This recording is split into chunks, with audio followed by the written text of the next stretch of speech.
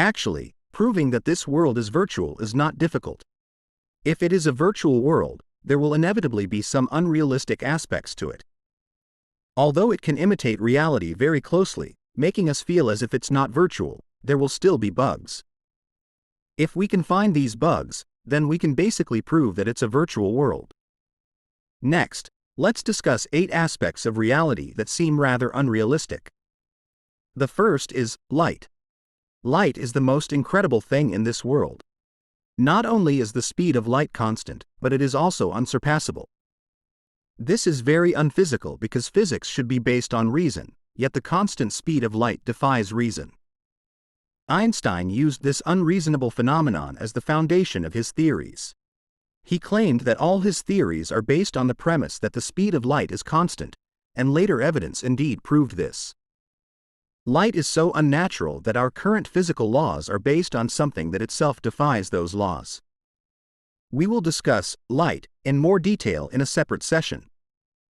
However, if this world is virtual, light is much easier to explain. Any system will have a computational speed limit. If the speed of the virtual world is not limited, it could cause the system to crash. To prevent this, whoever created this virtual world set an unreasonable rule. The speed of light is the ultimate speed limit. The speed of light as the limit also restricts us from leaving the Milky Way. Even if we invent spacecraft that can travel at the speed of light, it would still take 25,000 years to leave the Milky Way, making it impossible for us. The second unnatural phenomenon is the expansion of the universe.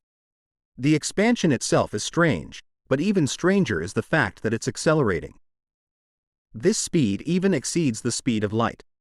We know that nothing can surpass the speed of light, yet the expansion of the universe does. This is clearly designed to prevent us from leaving the universe and finding its boundary. The third unnatural phenomenon is that the universe has no boundaries. As far as we know, the universe is boundless and expanding at an accelerating rate. What does this mean? There is no external world beyond the universe. So, how can it expand? Into what space is it expanding? Although it's expanding, it feels like it has boundaries. If it has boundaries, what exists beyond those boundaries?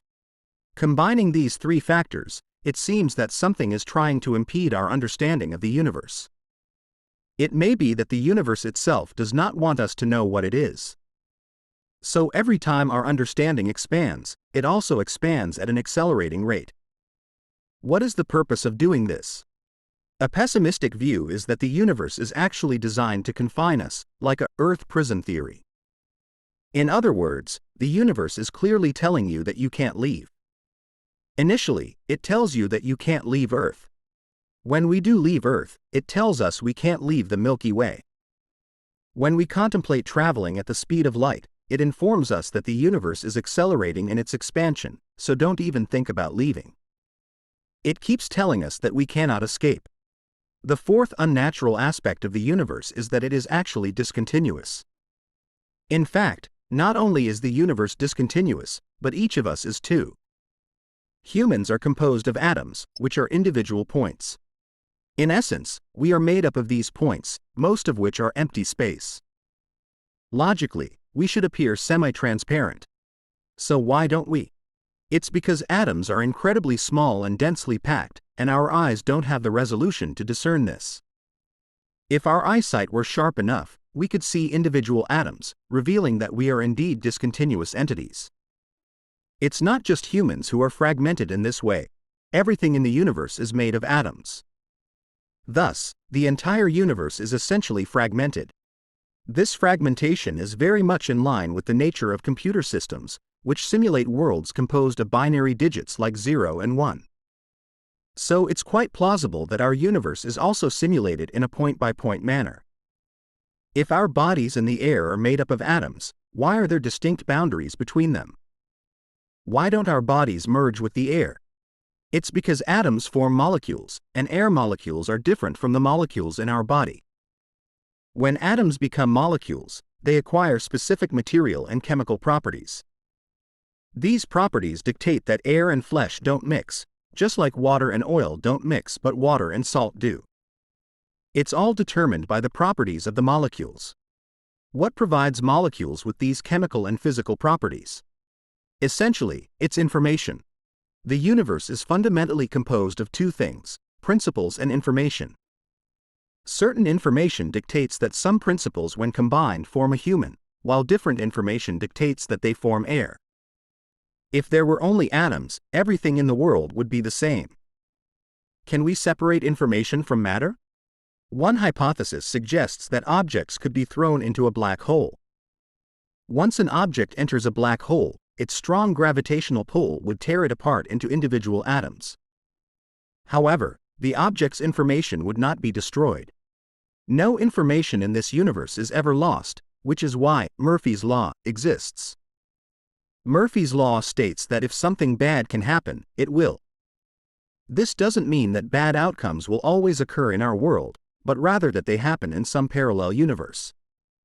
Current observations suggest that information is never lost, so that 2% chance of a bad outcome happens in another universe.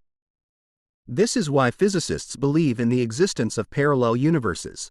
That 2% never truly vanishes. Let's get back to objects entering black holes. The matter gets trapped inside, but what happens to the information? It is currently believed to linger just above the event horizon.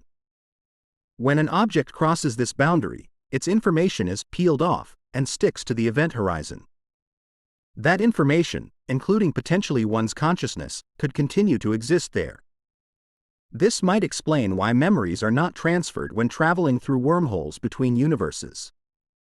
Your memory is stripped off at the event horizon and replaced with new memories at the other end. Some scholars suggest that we might be living on the event horizon of a black hole without even realizing it. We think we have physical bodies, but perhaps we exist solely as information on the event horizon, making it a sort of virtual world. The fifth unsettling aspect is the Big Bang, which physics alone can't explain. If the Big Bang really happened, what existed before it? Where were matter, space, and time before the explosion? How could something come from nothing? The only possibility is that the system hadn't started yet before that event. The sixth puzzling aspect takes us back to the microscopic world, that is, quantum physics. In the micro world, everything is uncertain until we observe it. This aligns perfectly with the characteristics of a virtual world. To reduce system load, a virtual world doesn't fully render everything. It only renders what you're observing. If you're not looking, it doesn't render. Those who've played large-scale video games will find this concept familiar. It's the most efficient approach, and it doesn't create any sense of dissonance. The seventh inexplicable phenomenon is that we can't actually confirm the existence of the physical world. Our perception of the world relies solely on our senses: eyes, nose, ears, and mouth. These are signals sent to the brain, which synthesizes our experience of the world. There is no concrete evidence to prove that the world truly exists. It's all perception. American philosopher Hilary Putnam once proposed a thought experiment called brain in a vat. He said that if technology advanced enough, supercomputers could simulate all human sensations and senses. In this case, a brain in a vat with nutritional fluid could never know its true surroundings, reinforcing that we can never be sure if the world is real. What we can be certain of is the existence of our consciousness. We don't know about the physical world, but we are aware of our subjective world. In our understanding, this world consists only of information and lacks material substance. Such a world of pure information corresponds to a virtual world. Thus, this world, from a sensory perspective, should also be virtual. The last and most fundamental point proving that this world might be virtual is that there must be a higher layer that created this world, a form of intelligent life. Proof of their existence might lie in religion. Humanity has had religions since its inception, which fundamentally serve as a belief in a higher layer. The gods and creators mentioned in religions could be the beings from this higher layer. If humans weren't created by someone else, why would we even conceive the idea of a creator? The very existence of religion indirectly proves that there is a higher layer. If that layer does exist, it's highly probable that we live in a virtual world. However, Even if the world is virtual, there's no need to panic. Virtual worlds are modeled after real ones. From observing our world, we can infer what the higher layer is doing. They are probably living much like us. So, what's the purpose? Two possibilities exist. A more optimistic one suggests that this is merely a game, and we're all characters in this fully immersive experience. A more pessimistic guess is that we are confined here. Our spirit or consciousness can't be destroyed, so it's trapped in endless cycles of reincarnation, with memories wiped clean and abilities fully sealed.